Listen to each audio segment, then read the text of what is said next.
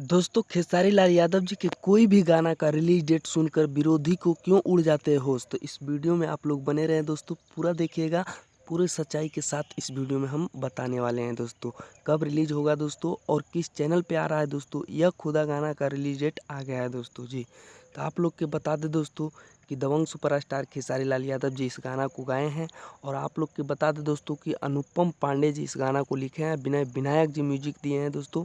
जो कि गाना का टाइटल है या खुदा जी।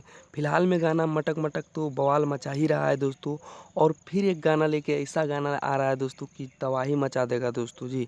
विरोधी बिल्कुल सदमे में पड़ गए हैं दोस्तों ये गाना को रिलीज डेट सुनकर जी। तो ये गाना को रिलीज डेट आ गया है दोस्तों, जो कि 26 अगस्त को ये गाना को रिलीज़ किया जा रहा है दोस्तों। अभी टाइम नहीं आया है दोस्तों, टाइम आएगा तो अगले वीडियो में बता देंगे दोस्तों कि किस टाइम में रिलीज़ किया जाएगा। और आप लोग के बता दें दोस्तों कि टी सीरीज के हमार भोजपुरी यूट्यूब चैनल पे गाना रिलीज़ होगा दोस्तों। तो वीडियो पसंद आया तो लाइक कीजिएगा, चैनल को सब्सक्राइब कीजिएगा। धन्यवाद दोस्तों।